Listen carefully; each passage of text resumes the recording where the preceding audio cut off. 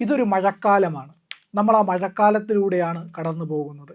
നമുക്ക് ഏറെ പ്രിയപ്പെട്ടതാണ് സ്കൂൾ തുറക്കുന്നത് അടക്കമുള്ള ആ കാലത്തിൻ്റെ മധുരമായ സ്മരണകൾ നമുക്കുണ്ട്. ഇതുപോലെ ഈ മഴക്കാലത്തിനെ ആഘോഷമാക്കി ജീവിച്ച, ഉത്സവമാക്കി കടന്നുപോയ ഒരു സമൂഹമുണ്ടായിരുന്നു, ഒരു ജനവിഭാഗമുണ്ടായിരുന്നു. അങ്ങ് അമേരിക്കയിലാണ് അവരുടെ കഥ എന്നുള്ളതാണ്. ആ ജനതയുടെ ജീവിതവും നിത്യമായിട്ടുള്ള എല്ലാ സ്വത്തും ഈ മഴയുമായിട്ട് ബന്ധപ്പെട്ടായിരുന്നു കിടന്നിരുന്നത്. യാഹി ഗോത്രത്തിൻ്റെ കഥയാണ് മഴയുമായിട്ട് ബന്ധപ്പെട്ട് കിടക്കുന്നത് എന്നുള്ളതാണ്. അമേരിക്കയിലെ കാലിഫോർണിയയിൽ തദ്ദേശീയമായി ജീവിച്ചിരുന്ന ഒരു ജനവിഭാഗമായിരുന്നു ഇവർ എന്ന് പറഞ്ഞാൽ. അവരാണ് യാഹി ഗോത്രവർഗം. ഈ യാഹി ഗോത്രവർഗം ജീവിച്ചിരുന്നത് എന്ന് പറയുന്നത് കാലിഫോർണിയയിലെ സിയറി നെവാഡ മലകളുടെ താഴ്വാരത്തിലായിരുന്നു. മിൽക്ക് ക്രീക്ക്, ഡിയർ ക്രീക്ക് ഇങ്ങനെ തുടങ്ങിയ മേഖലകളുണ്ട്. അതായത് ക്രീക്ക് എന്ന് പറഞ്ഞു കഴിഞ്ഞാൽ ചെറിയ അരുവി അല്ലെങ്കിൽ ചാല്, തോട്, ഇല്ലെങ്കിൽ ഈ പറയുന്ന തടാകത്തിലേക്ക് പോകുന്ന ചെറിയ ജലത്തിൻ്റെ ഒഴുക്ക്, ഇതിനെയൊക്കെയാണ് ക്രീക്ക് എന്ന് പറയുന്നത്. ഈ പ്രദേശത്തെ കാടുകളിലായിരുന്നു ഇവർ കഴിഞ്ഞു വന്നിരുന്നത്. ഈ കാട്ടിൽ വെള്ളം കുടിക്കാൻ വരുന്ന ജീവികൾ, ഇല്ലെങ്കിൽ അവിടെ തന്നെ ചുറ്റുവട്ടത്തുള്ള ജീവികളെയൊക്കെ വേട്ടയാടിയും അതിൻ്റെ മാംസം കഴിച്ചും ഈ ജലാശയങ്ങളിൽ നിന്ന് മീൻ പിടിച്ചുമൊക്കെയാണ് ഈ വിഭാഗം കഴിഞ്ഞു പോകുന്നത് എന്നുള്ളതാണ്. അപ്പോൾ മഴക്കാലം അവരുടെ ഒരു ഉത്സവ കാലമായിരുന്നു എന്നുള്ളതായിരുന്നു. അങ്ങനെ കഴിഞ്ഞു വന്നിരുന്ന പ്രത്യേകമായ സംസ്കാരമുണ്ടായിരുന്ന ഒരു പൂർവിക വിഭാഗം, അമേരിക്കയിലെ പൂർവിക വിഭാഗം, അവരെ അമേരിക്കക്കാർ എന്നല്ല വിളിച്ചിരുന്നത്, അവരെ റെഡ് ഇന്ത്യൻസ് എന്നാണ് വിളിക്കപ്പെട്ടിരുന്നത്. പക്ഷേ റെഡ് ഇന്ത്യൻസ് എന്ന പേര് പോലും നമ്മൾ അവർക്ക് കൊടുക്കാൻ പാടില്ല. അങ്ങനെയല്ല, അവർ നേറ്റീവ് അമേരിക്കൻസ് ആണ്, തദ്ദേശീയരായ അമേരിക്കക്കാർ. റെഡ് ഇന്ത്യൻസ് എന്ന് വിളിച്ച് അവരെ മാറ്റി നിർത്താണ്. കാരണം ആദ്യം അമേരിക്ക കണ്ടെത്തിയത് അവർ വിചാരിച്ചിരുന്നത് അത് ഇന്ത്യ ആയിരുന്നു എന്നാണ്. ഇന്ത്യ അന്വേഷിച്ചിറങ്ങിയപ്പോഴാണല്ലോ അമേരിക്കയിൽ ചെന്നപ്പെട്ടത്. അതാണ് അതിൻ്റെ ചരിത്രമൊക്കെ നമുക്ക് ഏറെക്കുറെ അറിയാവുന്നതുമാണ്. ഏതായാലും നമ്മൾ അതിലേക്കല്ല പോകുന്നത്. നമ്മൾ പറഞ്ഞു വന്ന യാഹിയുടെ കഥയാണ്.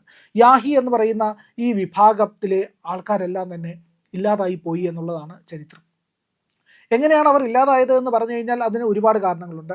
ആദ്യഘട്ടത്തിൽ ഇവർക്കൊരു പ്രശ്നമുണ്ടായത് രോഗബാധയായിരുന്നു. അത് ലെപ്റ്റോസ്പിറോസിസ് എന്ന് പറയുന്ന രോഗത്തിൻ്റെ പടർന്നു പിടുത്തമായിരുന്നു അവരുടെ ജനസംഖ്യയെ ഗുരുതരമായി ബാധിച്ച ഒരു പ്രശ്നം എന്ന് പറയുന്നത്. അത് വലിയ തോതിൽ അവരെ ബാധിച്ചിട്ടുണ്ട് എങ്കിലും അവരെ ഉന്മൂലനം ചെയ്യപ്പെടാനും വേണ്ടിയിട്ടുള്ള ഒരു കാരണമായിരുന്നില്ല അത് എന്നതാണ് വാസ്തവം. ഇതുപോലുള്ള പലവിധമായ പടർന്നു പിടിക്കുന്ന സാംക്രമിക രോഗങ്ങളും ഈ വിഭാഗത്തിന് മേൽ മുമ്പും വന്നിട്ടുണ്ട്. അവർ പ്രകൃതിയാലുള്ള ശേഷി കൊണ്ടും അവരുടെ അതിജീവന കരുത്തുകൊണ്ടുമൊക്കെ അതിനെ മറികടന്ന് പോവുകയും ചെയ്തു. പക്ഷേ അതായിരുന്നില്ല അവരെ ശരിക്കും കാത്തിരുന്ന ദുരന്തം എന്നുള്ളതാണ്. ആ ദുരന്തം പിന്നെയും കുറച്ചുകൂടി വൈകിയിട്ടാണ് വന്നത്. ആ ദുരന്തം 19-ാം നൂറ്റാണ്ടിൻ്റെ ലോകത്തിൽ സംഭവിച്ച ഏറ്റവും വലിയ ദുരന്തങ്ങളിലൊന്നായിരുന്നു. അതായത് പിൽഗ്രിം ഫാദേഴ്സ് എന്ന് നമ്മൾ വിളിക്കുന്ന തീർത്ഥാടക പിതാക്കന്മാരെന്ന് നമ്മൾ സ്കൂളുകളിലൊക്കെ പഠിച്ചിരുന്ന ആ വിഭാഗമുണ്ടല്ലോ, വെള്ളക്കാർ. ആ വെള്ളക്കാരുടെ വരവോടുകൂടിയാണ് ഇവരുടെ കെട്ടകാലം തുടങ്ങിയത് എന്നുള്ളതാണ്. ആ കാലത്തിൻ്റെ തുടക്കത്തിൽ വെള്ളക്കാർ ഈ വിഭാഗത്തിൻ്റെ ഇടയ്ക്ക് കുടിയേറുന്നു. അവിടെ ചെല്ലുന്നത് ഗോൾഡ് റഷ് എറ എന്നാണ് അതിനെ വിളിക്കുന്നത്. സ്വർണം തേടിയുള്ള യാത്രയുടെ അല്ലെങ്കിൽ സ്വർണ്ണ വേട്ടയുടെ കാലം എന്നാണ് ചരിത്രം അതിനെ അടയാളപ്പെടുത്തുന്നത്.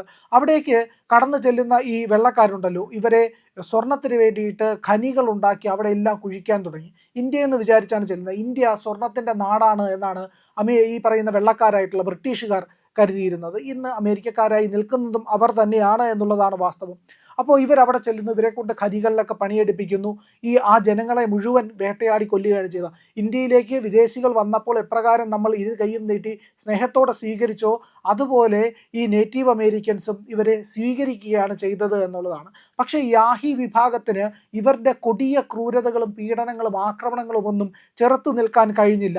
അവർ എന്തു ചെയ്തു എന്ന് പറഞ്ഞാൽ ഇവർക്ക് മാരകമായ രീതിയിൽ ഇവരെ ആക്രമിക്കുകയായിരുന്നു. ആക്രമിച്ചതോടുകൂടി തന്നെ ഇവരിൽ ഒരു വലിയൊരു വിഭാഗം ചത്തൊടുങ്ങി എന്ന് പറഞ്ഞാൽ അവരില്ലാതായി പോയി എന്നുള്ളതാണ്.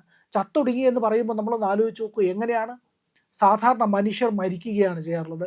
ഇവിടെ ചരിത്രം പോലും എഴുതി വച്ചിരിക്കുന്നത് അവർ ചത്തൊടുങ്ങി എന്നാണ്. എന്തുകൊണ്ട് എന്ന് വെച്ചാൽ ചരിത്രം എഴുതിയ വെള്ളക്കാർ പറയുന്നത് അവർ മനുഷ്യരായിരുന്നില്ല എന്നുള്ളതാണ്. സ്ത്രീകളെ പോലും 19-ാം നൂറ്റാണ്ട് വരെയൊക്കെ സ്ത്രീകളെ മനുഷ്യരായി കാണാത്തവരായിരുന്നു വെള്ളക്കാർ എന്നുള്ളതാണ്. അതുകൊണ്ട് തന്നെയാണ് അവർക്ക് വോട്ടവകാശവും നൽകാത്തത്. പോട്ടെ, അത് കഴിഞ്ഞപ്പോൾ ഈ പറയുന്ന വെള്ളക്കാർ എന്ത് ചെയ്തു എന്ന് വെച്ചാൽ അവിടെ സാംക്രമിക രോഗങ്ങൾ, ഇവരോടൊപ്പം വന്ന രോഗങ്ങൾ ഈ ജനവിഭാഗങ്ങളിലേക്ക് പടർന്നു കയറി എന്നുള്ളതാണ്. Chicken pox, small pox, plague തുടങ്ങിയ ഗുരുതര രോഗങ്ങൾ അത് ബാധിച്ചാണ് ഈ നേറ്റീവ് അമേരിക്കൻസിൽ ഭൂരിഭാഗവും കൊല്ലപ്പെടുന്നത്. അതിൽ ഈ യാഹി വിഭാഗങ്ങളും ഉണ്ടായിരുന്നു എന്നുള്ളതാണ് വാസ്തവം. അങ്ങനെ യാഹി വിഭാഗങ്ങളുടെ അന്ത്യവും ഈ വെള്ളക്കാരുടെ വരവോടുകൂടി സംഭവിച്ചു. അത് മാത്രമല്ല കേട്ടോ, വെള്ളക്കാർ ചെയ്ത വലിയ ദ്രോഹം എന്ന് പറയുന്നത് ഈ നേറ്റീവ് അമേരിക്കൻസിൻ്റെ എല്ലാമായിരുന്ന ജീവിതത്തിൻ്റെ വലിയ അത്താണിയായിരുന്നത് ബൈസണുകൾ. നമ്മളുടെ ഈ കാട്ടിയൊക്കെ ഇല്ലേ, കാട്ടി നമ്മൾ കാട്ടുപോത്ത് എന്ന് തെറ്റിദ്ധരിച്ച് വിളിക്കുന്ന കാട്ടി, ഈ കാട്ടികളുടെ ഒക്കെ സമാനമായിട്ടുള്ള ഒരു ജീവിയാണ് ബൈസൺ.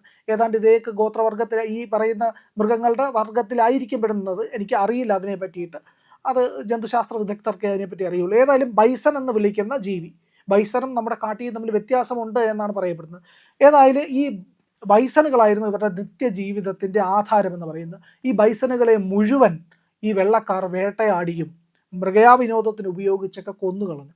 പിന്നെ അതുപോലെ തന്നെ ഈ ബൈസണുകളിലെ ആശ്രയിച്ചായിരുന്നു ഇവരുടെ ജീവിതം. അതിൻ്റെ തോലെടുത്തിട്ട് അതിനെ വളർത്തിയിട്ട് അതിൽ നിന്ന് ലഭിക്കുന്ന ഉൽപ്പന്നങ്ങൾ എടുത്തിട്ട് ഇവരുടെ കുടിലുകൾ പോലും നിർമ്മിക്കുന്നത് ഈ ബൈസണുകളുടെ എല്ലുകളൊക്കെ കൊണ്ടായിരുന്നു എന്നുള്ളതാണ്. അപ്പോൾ അങ്ങനെ ബൈസണെ ആശ്രയിച്ച് ജീവിച്ചിരുന്ന ഒരു ജനവിഭാഗത്തിൻ്റെ ജീവനോപാധിയെ തകർക്കുക എന്ന ഉദ്ദേശത്തോടു കൂടി ഈ വെള്ളക്കാർ ഈ ബൈസണുകളെ മുഴുവൻ കൊന്നൊടുക്കി. ഒന്ന് ആലോചിച്ച് നോക്കൂ, നമ്മുടെ നാട്ടിൽ വന്ന്, പ്രത്യേകിച്ച് നമ്മൾ കേരളത്തിലാണല്ലോ ജീവിക്കുന്നത്, കേരളത്തിലെ തെങ്ങുകൾ മുഴുവൻ വെട്ടിക്കളഞ്ഞു എന്ന് വയ്ക്കുക, നമ്മൾ നട്ടം തിരിച്ചു പോകും. തേങ്ങ കിട്ടാതായി കഴിഞ്ഞാൽ, നമ്മുടെ നാട്ടിൽ വന്നിട്ട് നമ്മുടെ തെങ്ങുകളും വയലുകളും മുഴുവൻ നശിപ്പിച്ചു കഴിഞ്ഞാൽ നമ്മുടെ ജനത്തിൻ്റെ ഭൂരിഭാഗം വിഭാഗവും പട്ടിണി കിടന്ന് മരിക്കുകയേ ഉള്ളൂ.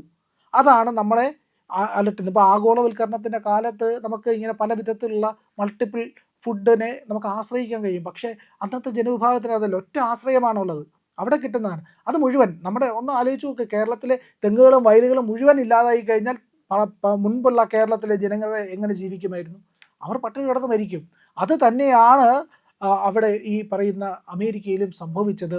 ഈ യാഹി ഗോത്രവർഗ്ഗങ്ങൾ പൂർണ്ണമായിട്ടും നശിച്ചുപോയി. പിന്നെ അവരെ പറ്റിയിട്ട് ഈ അമേരിക്കക്കാർ വന്ന് പിടിച്ചടക്കി അവർ അമേരിക്കക്കാരായി മാറി, വെള്ളക്കാർ വന്ന് പിടിച്ചടക്കി അമേരിക്കക്കാരായി മാറി അവരവിടെ ജീവിതം തുടർന്നു വരുമ്പോൾ യാഹി ഗോത്രവർഗ്ഗത്തിൽ അവശേഷിച്ച അവസാനത്തെ മനുഷ്യൻ കാട് വിട്ട് പുറത്തേക്ക് വന്നു. 1911 അത് സംഭവിച്ചത്. ആ മനുഷ്യൻ വിശന്ന് വലഞ്ഞ് പട്ടിണിയുടെ അങ്ങേ അറ്റത്തേക്കെത്തി മരണത്തെ മുഖാമുഖം കണ്ടു നിൽക്കുമ്പോഴാണ് തൻ്റെ കാട് വിട്ടിട്ട്, അതായത് ഈ അരുവികൾ നിറഞ്ഞ കാട് വിട്ടിട്ട്, അവസാനത്തെ മനുഷ്യനാണ് അദ്ദേഹം പുറത്തേക്ക് വരുമ്പോൾ അദ്ദേഹത്തിൻ്റെ ഗോത്രത്തിൽ ആരും അവസാനിച്ചിട്ടില്ല.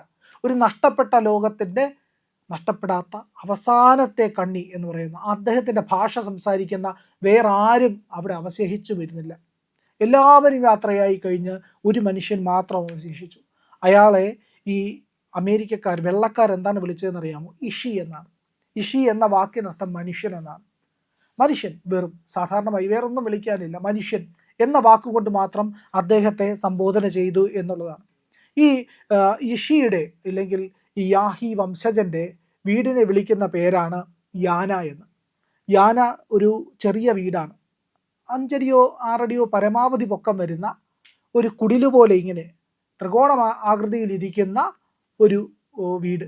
അത് കമ്പുകൾ കൊണ്ട് ചേർത്ത് കെട്ടി അതിൽ നിറയെ പുല്ലുകൾ മേഞ്ഞ് ഉള്ള ഒരു ചെറിയ വീടാണത്. മഴ പെയ്താൽ നനയാതിരിക്കാൻ, വെയിലുണ്ടെങ്കിൽ വെയിൽ കൊള്ളാതിരിക്കാൻ വേണ്ടി മാത്രമുള്ള ഒരു ചെറിയ മാടം. ആ മാടത്തിനെയാണ് യാന എന്ന് വിളിക്കുന്നത്. അതിന് മുന്നിൽ നിൽക്കുന്ന ചിത്രവുമൊക്കെ ഇൻ്റർനെറ്റിൽ നമുക്ക് ലഭ്യമാണ് എന്നുള്ളത്. അപ്പോൾ അവസാനത്തെ ഈ ഭാഷ സംസാരിക്കുന്ന അവസാന ഗോത്ര കണ്ണിയുടെ ഒരാൾ, ഒറ്റ ഒരാൾ, ആ ഒരാൾ പുറത്തേക്ക് വരുന്നു. അവരെ ഈ അമേരിക്കക്കാർ അല്ലെങ്കിൽ വെള്ളക്കാർ ഇഷി എന്ന് പറഞ്ഞ് വിളിച്ചു. അയാൾക്ക് പേരില്ലായിരുന്നു, അയാൾക്ക് കൂടെ വേറെ ആരുമില്ലായിരുന്നു, അയാളുടെ ഭാഷ സംസാരിക്കാൻ അയാൾക്ക് മറ്റാരും ഒപ്പമുണ്ടായിരുന്നില്ല എന്നതാണ്. ഏതായാലും അയാൾ വളരെ വിശന്ന് വലഞ്ഞായിരുന്നു വന്നത്. പിന്നെയുള്ള അയാളുടെ ജീവിതകാലം എന്ന് പറയുന്നത് അമേരിക്കയിലെ ഈ ഗവേഷകർക്കൊപ്പമായിരുന്നു. ഗവേഷകർ എന്ന് പറഞ്ഞു കഴിഞ്ഞാൽ UC ബെർക്കലിൻ എന്ന് പറയുന്ന ഗവേഷക സ്ഥാപനത്തിലെ ഗവേഷകരോടൊപ്പമാണ് 5 വർഷം ഇദ്ദേഹം താമസിച്ചു പോകുന്നത് എന്നുള്ളതാണ്. അയാളുടെ സംസ്കാരം, പാരമ്പര്യം, ഉപകരണങ്ങൾ, കഥകൾ എല്ലാം അയാൾ ഇവർക്ക് പറഞ്ഞു കൊടുത്തു. ഞാൻ മാത്രമാണ് ഈ അവശേഷിക്കുന്നത്, എനിക്ക് ശേഷം യാഹി വംശത്തിൽ ആരും തന്നെ ഇല്ല എന്നുള്ള സത്യം അയാൾ ഈ ലോകത്തോട് വിളിച്ച് പറയാൻ വേണ്ടി മാത്രം അവശേഷിക്കപ്പെട്ടതുപോലെ വന്നു നിന്ന് പറഞ്ഞു. അധികം വൈകിയില്ല, 5 വർഷക്കാലം പറയേണ്ടതെല്ലാം പറഞ്ഞ് കാണിക്കേണ്ടതെല്ലാം കാണിച്ചു കൊടുത്ത് തൻ്റെ ശേഷിപ്പുകളുടെ അവസാനത്തെ കോറിയിടലുകൾ നടത്തിയതിന് ശേഷം ഇഷി എന്ന മനുഷ്യൻ ഈ ലോകത്തോട് വിട പറഞ്ഞു. എന്നിട്ടും ഈ വെള്ളക്കാർക്ക് അവിടെയും തീർന്നില്ല. അയാൾ അവർക്ക് ഒരു മ്യൂസിയം മാത്രമായിരുന്നു.